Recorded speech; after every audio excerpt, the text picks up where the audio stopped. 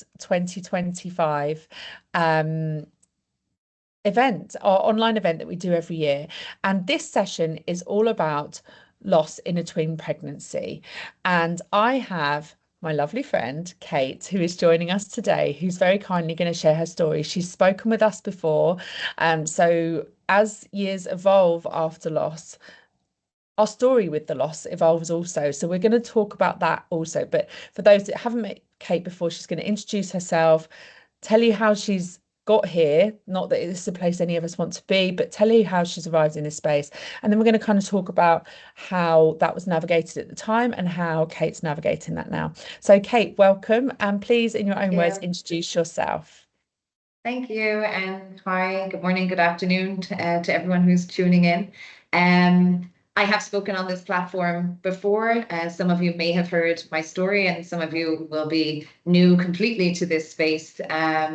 So in one way, welcome, but also sorry that you have to be here. And sorry that we are meeting this way, because this is a platform, obviously for loss and for dealing with very strong emotional topics. And I'm glad to be able to share my story. And if it helps anyone, it supports anyone who's navigating this space, whether it's you personally or a family member or a friend.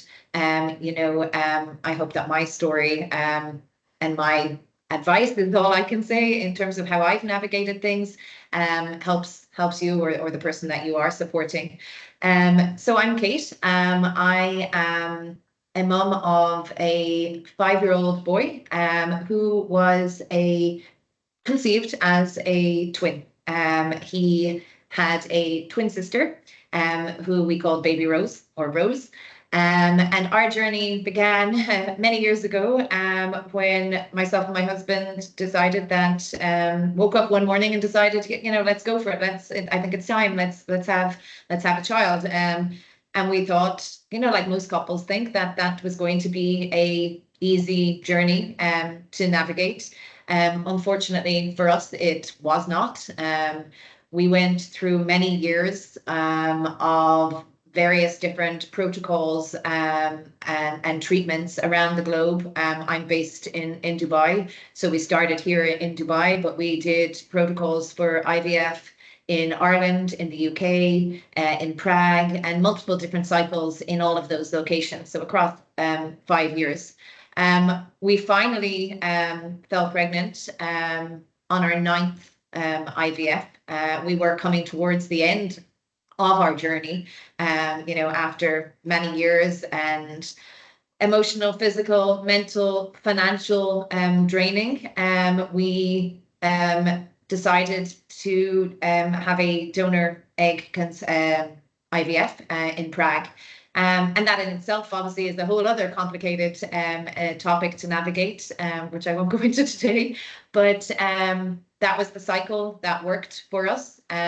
We transferred 2 embryos, with the obviously being given the advice that they both might stick or one might stick. Neither of them might stick. So, we kind of, as we were coming to the end of our journey, we kind of decided, well, let's just go for it. So both of them stuck. And we fell pregnant with twins, which was a huge shock, because when you've kind of gotten so used to it not working, for someone to actually tell you it's worked, you kind of don't believe it, and every moment you're treading on eggshells, because you're like, how has this worked? Why is it working now? Is it going to work? Is it going to continue to work? Is this pregnancy for real? How have we ended up with twins? And so for the first couple of months, we were obviously in a space where we were completely kind of shocked by it and treading very carefully and navigating it very carefully. I was in my late 30s when I fell pregnant, so already it was classified as a lovely term, a geriatric pregnancy. For someone who's in their 30s, that's a bit of a shock to be told that. And obviously being a geriatric pregnancy and twins, it was a high risk pregnancy. So I was being carefully monitored here with our doctors and referred to a specialist for kind of high risk pregnancies. And we waited, kind of the 3 months before we made any announcements about being pregnant. But because we'd gone through such a long journey, and a lot of our family and friends knew about our journey, and obviously learned about IVF processes through us, they, knew that we had done a transfer, that there would be a 2 week wait. And, when we obviously didn't say anything at the end of the 2 weeks, there was, lots of people, is it, isn't it, and so we kind of kept quiet and kept to ourselves, and navigated that space. And then when we got to our 3 month mark, kind of after the first trimester being quite difficult for me with regards to sickness, so morning, evening, night sickness, but almost embracing it because I was pregnant, So yes, I was sick all the time, but I was embracing it because, here I am, pregnant with twins, and I'll take whatever you're going to throw at me because I actually am pregnant. And so we did, we shouted from the rooftops. We were, when we made our announcement, we told everyone, we told the world, we put it on social media, everyone knew, and we announced, after our long journey, we are pregnant with twins. And that was great. And everyone was obviously overjoyed, and then kind of, kicked into almost like planning mode of, how are you going to navigate this? You're going to need two of everything. So, again, we were kind of not ready to even start thinking about, purchasing anything, or, we were like, well, wait, we'll just keep navigating it as it goes along. In January of 2020, so we had conceived in October. In January of 2020, I had a severe bleed. And I was put on bed rest from January, and this was just after, going into our second term. So we had been finished our first trimester, moving in. So we were, 4 months into the pregnancy, and I was put on bed rest for the rest of the pregnancy. When we had that bleed, we started having much more detailed scans and care. And, I was going to the hospital probably every second to third day to have regular scans. We had always been told that one of the twins was smaller, which, it isn't uncommon, and it wasn't a red flag. But as we were having more and more attention and more detailed scans, it became evident that the smaller twin, the baby girl, was not meeting developmental milestones. And as obviously they grow, you start to see, more of their development, the scans become clearer, and it became more and more evident that she was struggling with a lot of issues, with heart development, with brain development, with spine development. And so very quickly, we moved into a space that was completely unknown to us, a space that we never thought we would have to go through. Was, having conversations about what are our options. It started to become evident as well that your body struggles to save, or to kind of protect the weak. And so less attention was being paid to the other twin in terms of my body and my own body. So it was starting to become a risk to me, the pregnancy, but also to the healthy twin. And so very quickly, conversations around options for the pregnancy were raised. And one of the things that was raised was TFMR. I had never heard of it. I didn't know what it was. We'd never have a conversation around this. It's not something you think about going into it's obviously not something you want to think about going into a pregnancy. That should, if we ever have to discuss this, what would we do? It's not something I'd sat down with my husband and ever discussed, in our, through our relationship or our marriage. It was not something that we ever had a conversation around. So we were referred to a specialist in the UK. And we had obviously sent all our scans and documents and everything across. They had reviewed them, but and they were agreeing with our doctor here, but we still had to go and visit them and discuss the options with them. So we flew to the UK in March. Again, I'd been on bed rest, so I remember being wheeled through through the airport in a wheelchair, worried about traveling and going on a plane. All of the things that you worry about when you're pregnant. And we got to the UK and we met the specialist, and again, we went in there thinking maybe he'll see something different, maybe it will change. Obviously, that's living in a false hope, but you still have that, oops, sorry, my light's gone off in here. So we still had that kind of hope. We went in, obviously he very quickly confirmed that the pregnancy wasn't going to be viable with regards to baby Rose. There was lots of, scenarios that the pregnancy might continue. You may lose both babies during pregnancy. It's becoming a risk to your health. They may not survive delivery. They may survive and then not survive, a few hours past. So there's all these different scenarios. And one, obviously we had to make a decision or a choice. We had, which nobody, this isn't a choice we ever thought we would have to make. And obviously it is our choice.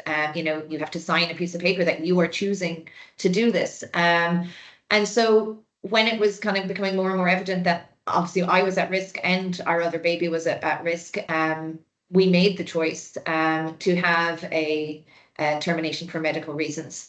Again, it wasn't something that I knew about. I didn't even know how does it work with twins, what happens.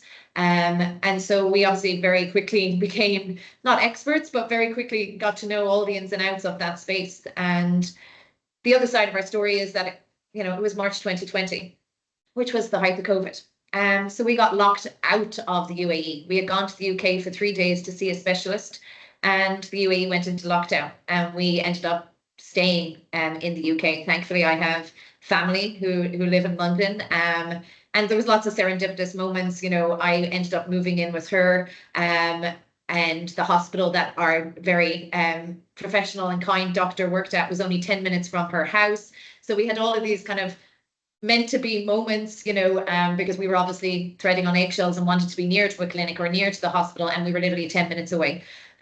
So we agreed to proceed.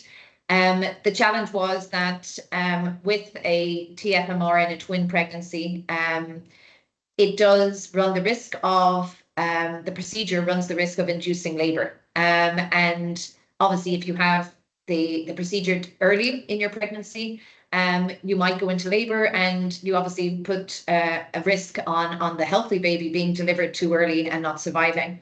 So we had an exemption made or a case made that we needed to have this late in the pregnancy, and it was confirmed that we would have it at 31 weeks.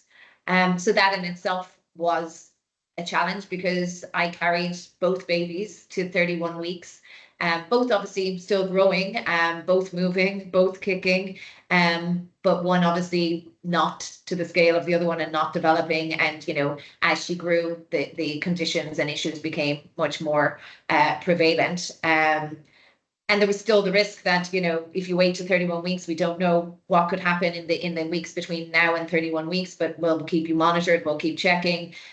So it was a roller coaster. So thankfully, we got to 31 weeks, and we went in for our procedure. And then we sat kind of for 72 hours wondering, were we going to go into labor? Were we not? And I remember coming home from hospital that day, and I suppose, and I've said this before, it was just the silence. Even though there was still a living baby, there was this gap, knowing that one had now passed. So there was that silence. And you still would wake up saying, oh, she hasn't moved in a while, and then all of a sudden remember why she hasn't. So I didn't go into labor. I continued through, and we powered through to 36 weeks.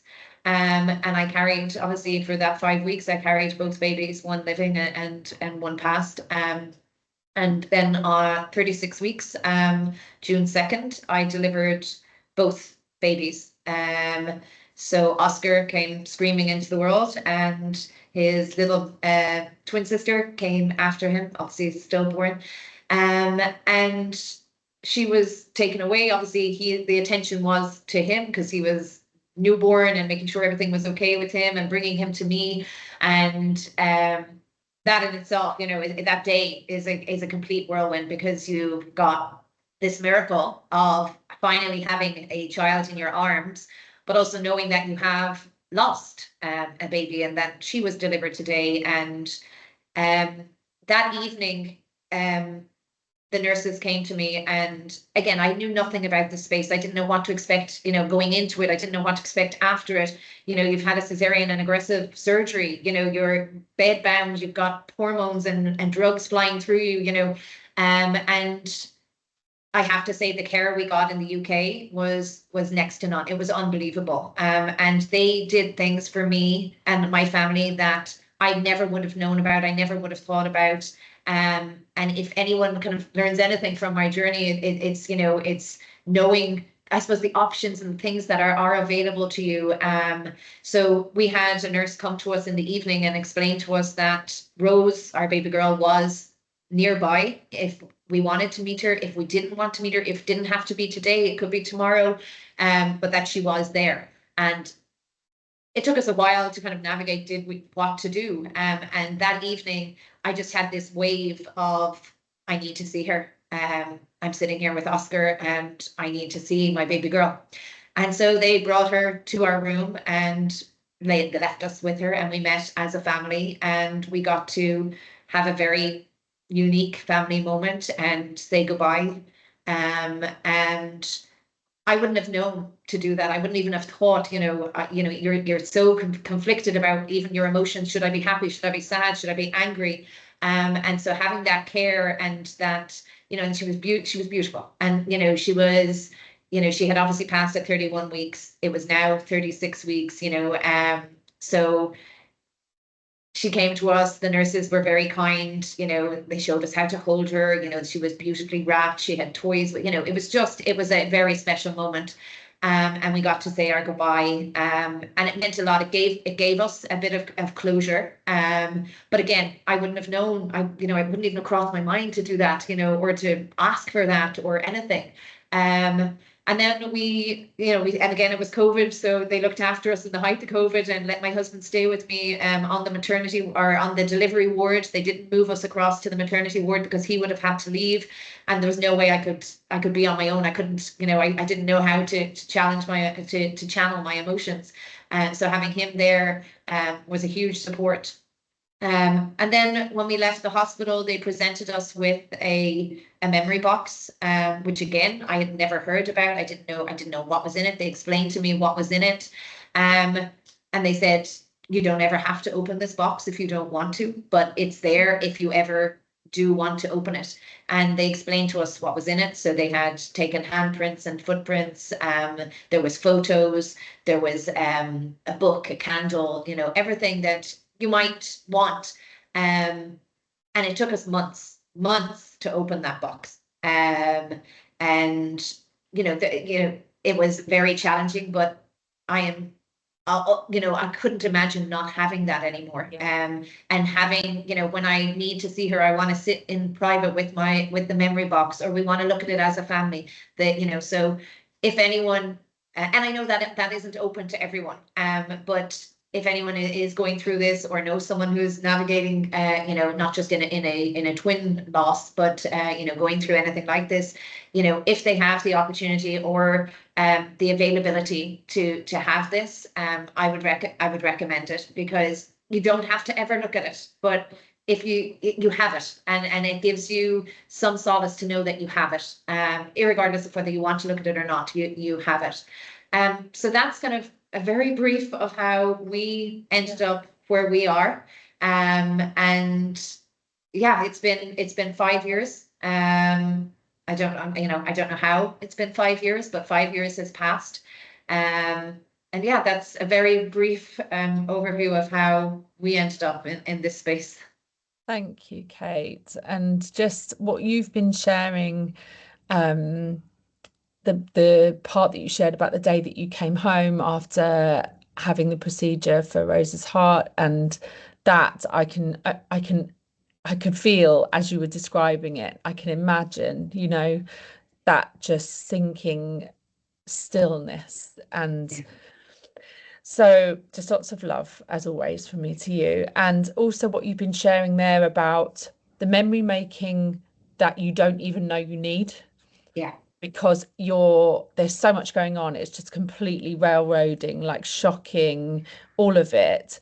And I think I've spoken to other people, and some other people have even felt there's like almost been repelled to do those things, because what if that hurts me more, and what if it brings me more Yeah. pain? And what you had there was people not pushing you, Yeah. but just holding that for you and saying, if, when, Yeah. if it's here. And Yeah. that gives you something that I think is super powerful, which is choice and Yeah. options, and not a directive, So I think that's super helpful for any professionals watching this, to just be able to say, this is here, it's done, no Yeah. pressure, because the one thing that I've heard from lots of people in this space after supporting them is never a wish that they had less, but always a wish they had more. Yeah. Yeah, because there is a finite amount of memory making that can be done. And once that moment's passed, the opportunity actually isn't there anymore. And then that tends to come with quite a lot of regret later, even if I've got people who got it all but never looked at it. But just Yeah. the fact that they have it there is comfort enough. Yeah. Exactly. And knowing that that choice is there is comfort enough. So a couple of questions, obviously 5 years now. And one of the questions I have is, how do you find navigating the world with your now living son, and the questions that that brings up, right? The comments, the statements that other people just sort of, shower upon us when we don't Yeah. ask for them, those. Yeah. But the general day-to-day stuff, how do you Yeah. navigate that, knowing that Yeah. And actually there's that, he's part of a there's twin, lots of that. Yeah. And there's lots of that, and oh, it's time for another one. Oh, All of those. Yeah, you get that all the or time. do you get that? Do you want another one? Have you Oh ever yeah, do thought you about want having to? another Yeah, have one? you ever thought? Yeah, or and then things, about some of the things I think that probably that kind of I can brush off, but there's always the one that does get to me is the, oh, you're worried about him being an only child. Oh. Yeah, that one really hurts. Not hurts, but because obviously, some people do have that worry. I don't, but and he was never, well, he wasn't an only child or isn't an only child, but yeah, that one is a tough one. But we have, we're very open about our journey. Obviously, I've done these platforms, I've shared it on my own socials, so it is out there in the world, and so for Oscar, it's his story, it's his journey. So I've never hidden anything of it, with him. Obviously, we don't go into the very specific details. He is only 5, but he knows that he was a twin. He knows that he had a twin sister. He's part of our remembrance that, so we celebrate, or we remember Rose on the day that she passed, so on the 29th of April. She obviously was born with Oscar on the 2nd of June, but we want the 2nd of June to be a celebration. It's his birthday, that's the day he was born. So we and this was advice I had gotten from someone else at the time, who had gone through similar, and she said that's how they had navigated it. And it might work for you, it might not work for others, but for us it did. And so we dedicate that day to allowing whatever grief we might have, that whatever memories we want to do, so very focused on that is Rose's anniversary. So if it's a work day or a school day, me and my husband will take the day off, and we'll spend time together, just the two of us, and then we will have maybe a moment with Oscar that day. But we always, kind of the weekend before or after, depending on how it falls, we will go away as a family. We'll take our memory box, and we will have a night away together, where we will kind of sit in our room. We'll open the box, we'll go through it. We'll, Oscar now, obviously, as he's grown, asks more and more questions, and we try to answer them as best as we can. There's no right or wrong answer. It's just how you want to explain it to him. He's very aware. There has been moments, obviously, as he's grown, where I hadn't expected, or we were at the swimming pool recently, and someone asked him, oh, do you have any brothers and sisters? Are they coming to the pool? And he said, oh, I had a sister, but she died. Yeah. And obviously other kids, other little kids are kind of looking, going, what? They're in, but to him it's natural, like it's so natural. It's his story, it's his sister. And it made me very proud to hear him talk about her like that, and not that he shies away from it. And I'm sure there will be occasions where someone might say something, and he'll not know how to navigate it, and we'll be there to support him through that. But yeah, we're very open. His story is out there in the world, so I don't want to hide it from him, and then him to find it somewhere else, or someone else to tell him, or I heard this, so when you are open, and it is out there in the world, it has to be his journey and his story. So that's kind of, we always remember her on the 29th of April. That's her day, so we give in to the day that is. And then obviously, it's not to say on June 2nd there's no memories. Obviously they still do, but we dedicate, or we allow that day to be a celebration for Oscar. But yeah, 5 years have gone by, and we do that every year. We take part in events like this, the Wave of Light. We always, our friends and family all take part in that in October. And yeah, that's kind of how we've navigated it. This year was her 5-year anniversary. I got, for me, I got a tiny tattoo of a rose on my wrist. So I see that every day. So everyone does different things, and has different ways of remembering. And there's, as I said, there's no right or wrong. You could decide in 5 years, 10 years, 15 years that you want to remember her differently, or you want to now start, thinking about a remembrance, or you want to open that memory box that wasn't opened.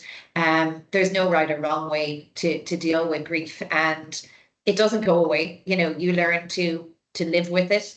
I've had moments where all of a sudden, a wave will come, and I'm like, where did that come from? And little things. I was driving to work the other day, and I knew after school I was picking up Oscar and his friend. So I had 2 car seats in the back seat.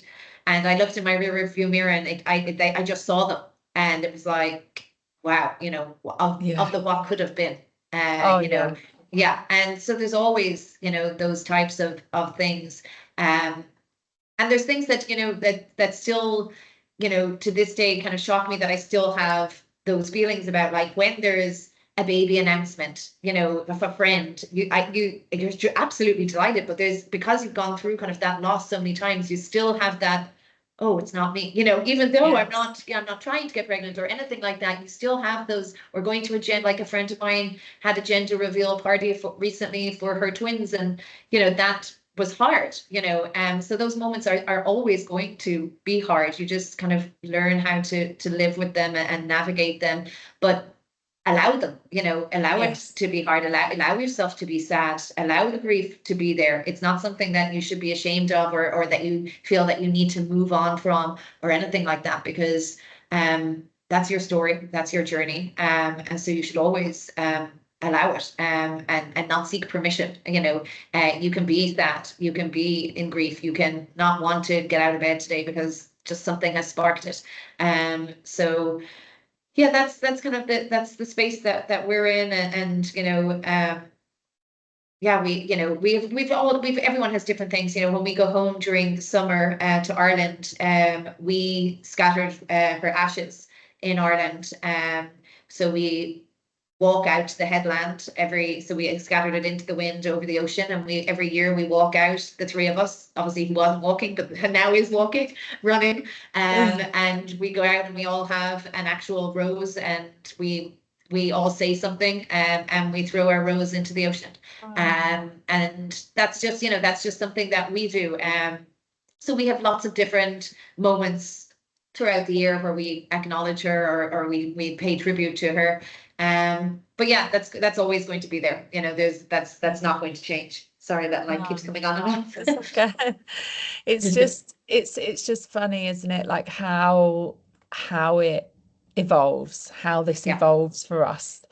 I think people who've not been through this think loss is a one-time event and it's, oh, this sad thing happened and now, and it's not. It's this interwoven experience. And the other thing that I'm hearing when you speak is grace, giving ourselves grace that even 5 years on, 4 years on, 10 years on, however, 20, whatever, if a wave comes, allowing ourselves the grace to say, it makes sense, this might happen and it's okay, and allowing it. And I think that stops that tug of war battle that we can have with being better, which I think is the wrong way to look at grief, but so many people do, getting better from grief like we've been sick. But no, this is like a human experience, right? So Kate, thank you so much once again. I just love spending time with you. Thank you. I'm very grateful and, for you. Thank you, for having this platform and allowing people to share these stories. And, I think if, as we said, if it helps one person, two people, someone you're supporting, someone who's going, you're going through it personally, or you're supporting a family member or a friend, or, partners, you're going through it. It is, it's wonderful that this platform exists, but unfortunate that it has to. Correct. And